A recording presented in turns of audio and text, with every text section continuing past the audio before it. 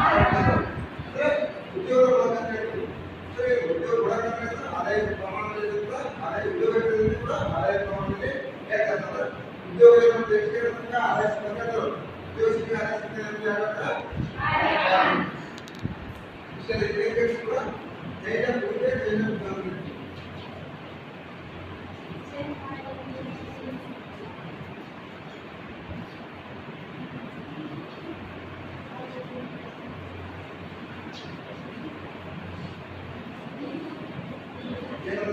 ಬದಲಾವಣೆ ಜೈನದ ಬದಲಾವಣೆ ಯಾವ ಬದಲಾವಣೆ ಶಿಕ್ಷೆಪಟ್ಟ ಇಷ್ಟೆಲ್ಲ ಕೂಡ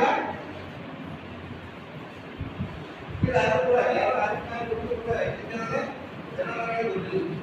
ಏನಾಯ್ತು ಯಾವ ರೀತಿ ಸಂಪೂರ್ಣವಾದ ಇದಕ್ಕೆ ನಾವೀಗ ಇದೇ ಅಂದ್ರೆ ಸೇಮ್ ಕೆಲಸ ಕೂಡ ಯಾರು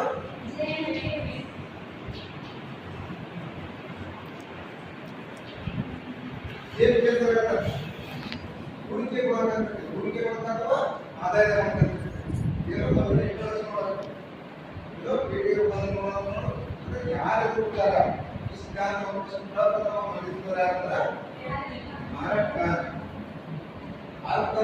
ಉದ್ಯೋಗ ಹೂಡಿಕೆ ಆ ಗುಣಾಂಕರು ಉದ್ಯೋಗದ ಒಳಗಾಕ ಆದ್ರೆ ಯಾರು ಅದನ್ನು ಜನರಿಗೆ ಸಿಗಲಾಗಿ ಜೇಬು ಆದಾಯದ ವರ್ಗ ಮತ್ತು ಉದ್ಯೋಗದ ಹೂಡಿಕೆ ಮಾಡತಕ್ಕ ಯಾರು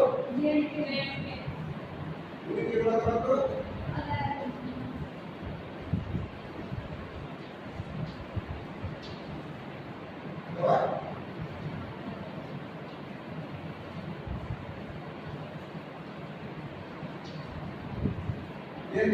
ಹೂಡಿಕೆ ಮತ್ತು ಆದಾಯದ ಬಗ್ಗೆ ಅಂದ್ರೆ ಉದ್ಯೋಗಕ್ಕೆ ಬದಲಾವಣೆ ಆದಾಯಕ್ಕೆ ಬದಲಾವಣೆ ಆಗುತ್ತೆ.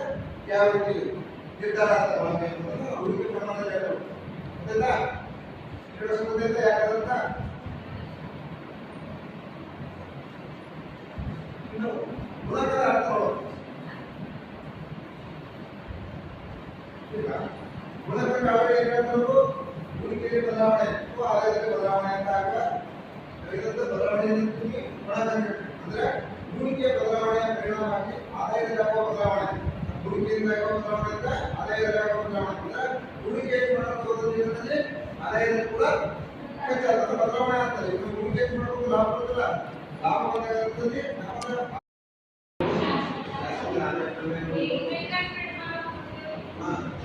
ಈಗ